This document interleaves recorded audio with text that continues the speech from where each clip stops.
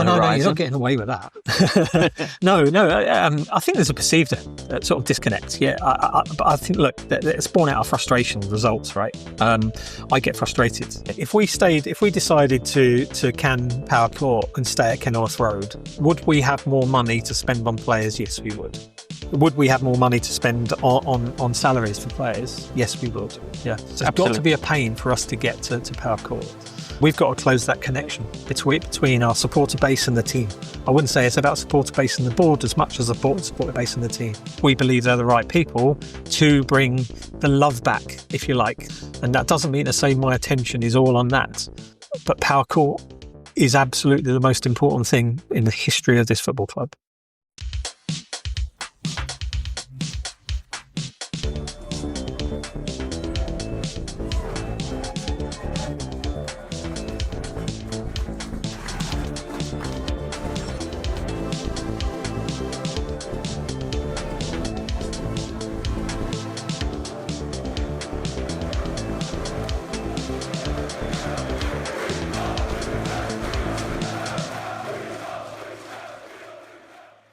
I'm joined by the Chief Executive Officer of the football club, Gary Sweet. Gary, thanks for giving me some of your time. I really appreciate that.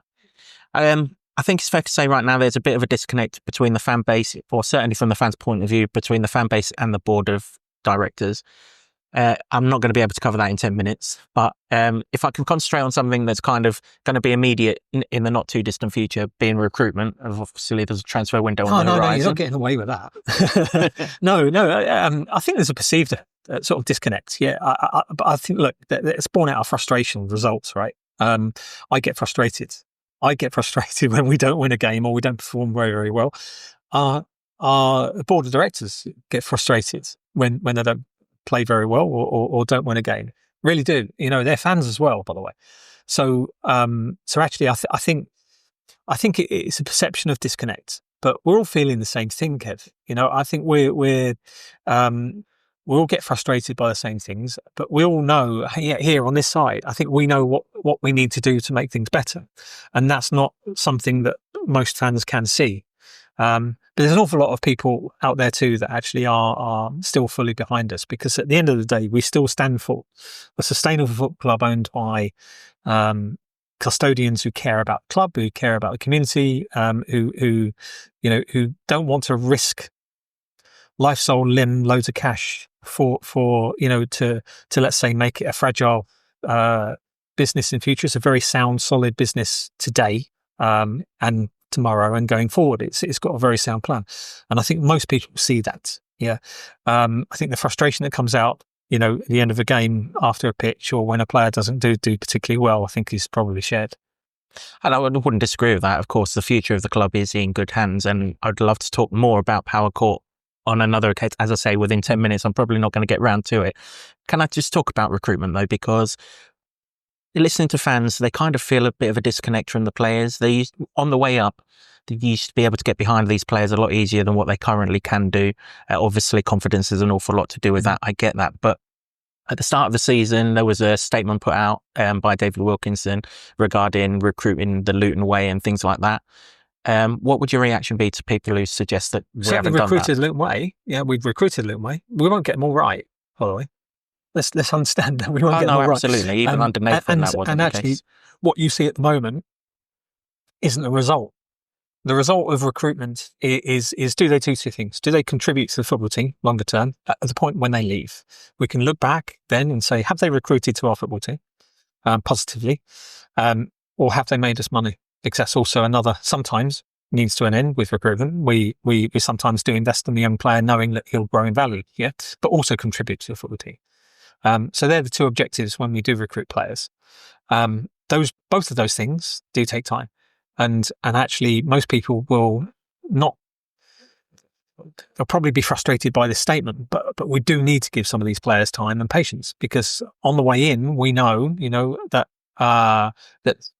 the one thing we do is recruit good people, right? And people that we believe are going to get involved in the club to an extent that they're going to care about it and feel like this is a home and belong. There's a belonging to this football club.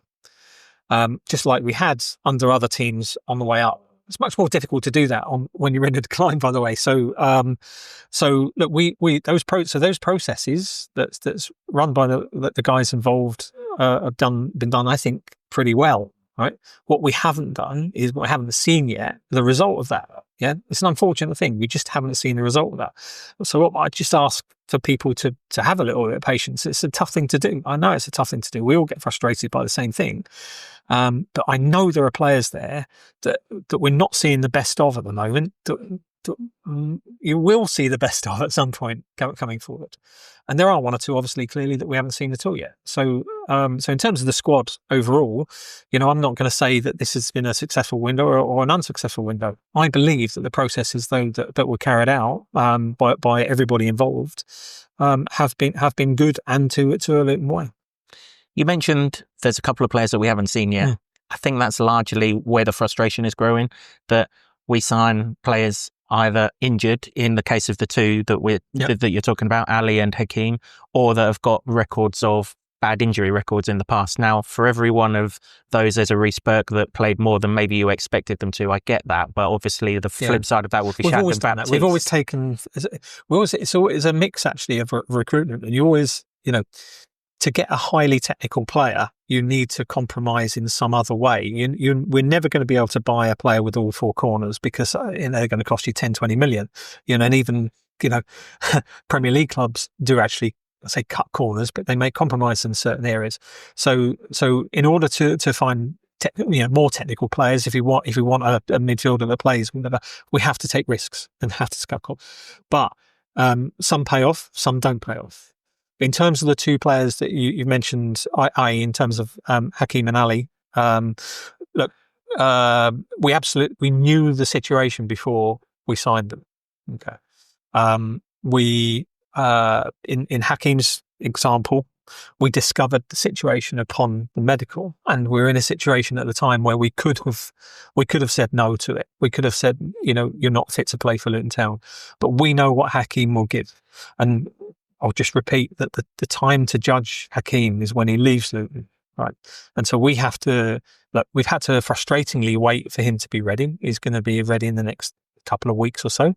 But I think we all know what he's going to give. Well, certainly those involved in the recruitment process know what he's going to give. And he's a leader. He's a man.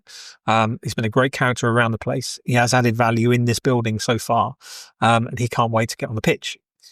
In the likes of Ali, we probably stood a much better chance of getting Ali because he was injured, firstly. So, if he was fully fit, there would have been more competition, right? And I think in a way, we've probably been a little bit lucky that he had a small injury. That's been a bit frustrating because it's gone on a little bit longer than it should, not because of the fault of medical or anybody, but it's just gone on, as sometimes happens. But again, it's another one where we say, Ali, when he actually makes his debut for Luton Town and onwards, I think he's going to contribute a great deal. With regards to Hakeem, obviously you knew that he was going to be out for a while. Mm-hmm. At a similar time, Izzy had a stress fracture of his back, and then as sod's law happens, Ruel then got injured as well. They're the three sort of primary right backs. Was there ever a chance that we could have loaned someone just to allow those two that are longer term injuries just to play their way through to what they need to get us through, so that we had someone to get us through to January, so that Matt, Jack, whoever has that flexibility in that area, that we're just not in the right back position. Yes, we could have done. Yes, is the answer. Possibly. We felt that one or two of those were going to come back earlier. By the time we were playing with three.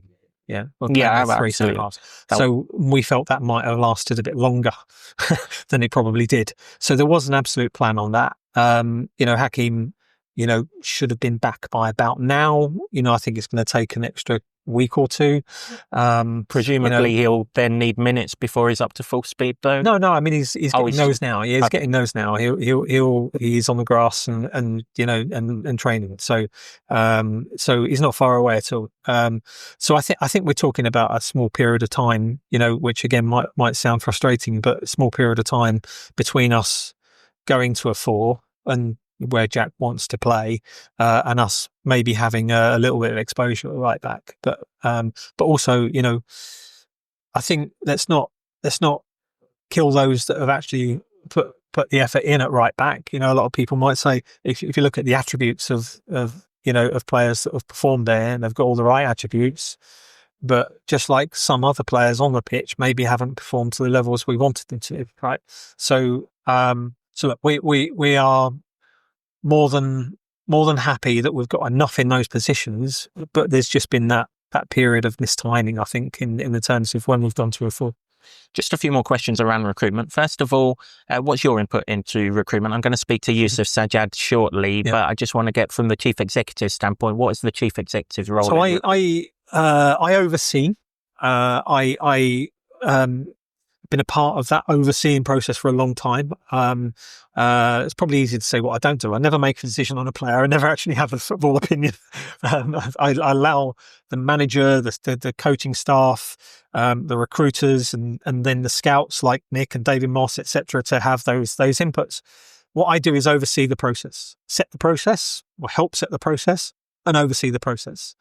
You say you oversee the process, which is absolutely fine. One of the bugbears that fans have had is we've recruited, windows closed. Within 2 weeks, the last two managers have then changed formation, and a lot of the recruitment, if I throw two examples out, Josh Bowler basically became null and void 2 weeks after we signed him because he couldn't play in the position that Matt wanted him to play in, and things like that. How frustrating is that? That from the outside, people would suggest that there isn't a plan running from top right the way through. Kevin, you can never pick the time you're going to part company with a manager. But Matt was here, wasn't he? And he changed formation. He came and played a back four. But we didn't recruit Josh under Matt. So you can never pick that time where you're going to lose a manager. But the other thing I'll get involved in is negotiation, because I've got a good relationship with a lot of the agents, and certainly the bigger ones. There's probably about 7 or 8 people that have got good connections to the agent market. But when it comes to the big amounts of money, it is my duty, is the chief exec's duty to look after that in a football club, and so it should. So my involvement isn't intrinsic. I don't get involved in the recruitment process from beginning to end. So that's might put a few fears at rest. There's people that are better than that. Budgets, not necessarily set by you, I assume, to be set by the board via you. Is Power Court proposed by me? Proposed by you. Proposed by me. I mean, we got an excellent chief finance officer, but we also have an executive team of people, and it's the exec team that effectively set budgets for each department. So, where would Power Court be with regards to the transfer budget? Has it impacted the last 3 transfer windows? Explain that question. So we're obviously building a new stadium. Costs of steel and everything else go up on a daily basis. Yeah. Does the transfer budget that you have planned in advance, so let's say for this transfer window coming up in January, what are we, 2 months away from it beginning, you presumably have a budget that you're roughly working towards. Yeah. Would Power Court pinch into that budget, or would Power Court be used elsewhere and that budget remains that budget? If we decided to can Power Court and stay at Kenilworth Road, would we have more money to spend on players? Yes, we would. Would we have more money to spend on salaries for players? Yes, we would. Yeah. So there's got to be a pain, Kevin. Of course, there's absolutely. got to be a pain for us to get to Power Court. But we do really well to make sure that we have a good budget. We have actually spent quite a bit of money over the last 3-4 windows. So we do really well to actually do this in such a way that we're not really holding back the ambition of the football club that hasn't necessarily realised yet, but we do it in such a way that hasn't held back the ambition. It changes the profile of a player a little bit, but not too much. For example, we bought an awful lot of younger players this summer, not just because they're cheaper, but because they've got a lot of hope value coming forward. But also can contribute straight away. You can pick 2 or 3 at least that are contributing straight away and very well. So it has a very nominal effect on the transfer markets, I've got to say. Power Court it's got its own budget, it's got its own life. It's completely independent force now. I'd love to ask you about Power Court, but I'm fully aware I've only got a couple more minutes with you. Yeah. Just on the team and the club at the moment, obviously we're not going in the direction that any of us wants it to go in.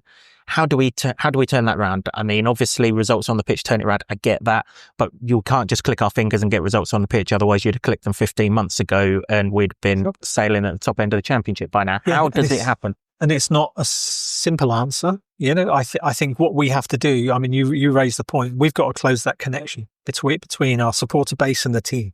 I wouldn't say it's about supporter base and the board as much as a supporter base and the team. I'd really love to ask people to give the team a little bit more support and be more positive. And I know people will probably come back and get frustrated by me asking for that, but I am going to ask for it, because I think that is one way how we will allow certainly a lot of the younger players to perform better, certainly at least at Kenilworth Road. Now, we also understand that they've got to demonstrate a little bit more, let's say, perceptive care and perceptive desire and passion on the pitch. I can tell you that a lot of these players do care. They're good lads, right? They really do have the passion to play for Luton Town Football Club. Some of them quite haven't demonstrated that yet. And I think a little bit of time and patience will turn that around. But look, clearly we've made a big decision in the last couple of weeks in bringing in Jack and his staff to spearhead that, to pioneer, because we believe they're the right people to bring the love back, if you like. And the love starts with the players loving training and loving coming into the Brace every day, and you see the facilities here and you're loving using these facilities, which then carries on into the pitch where they've actually fallen in love with the game. Yeah. And that's really where I think it starts, and one of the reasons why we chose Jack.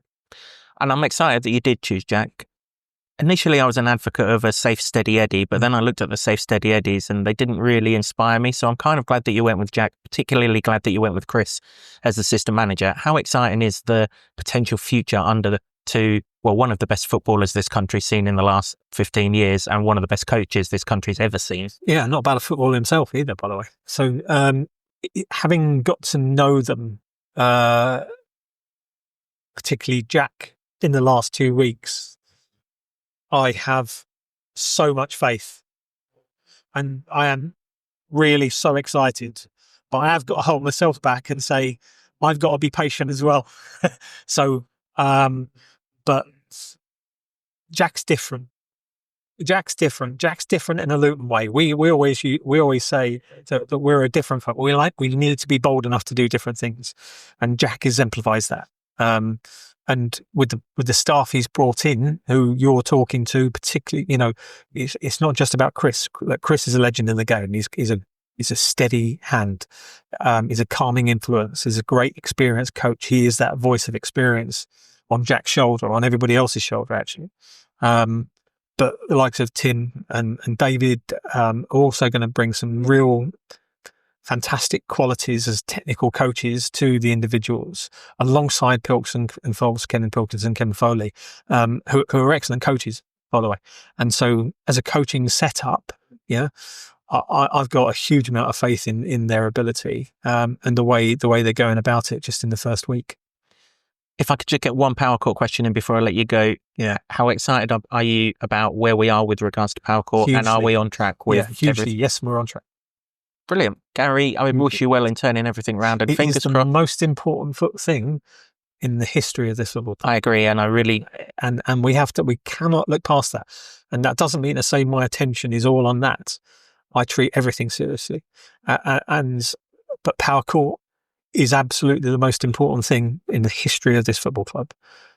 But that, I'll reiterate, that does not mean to say that other areas of the business get diluted or there's a lack of attention in it.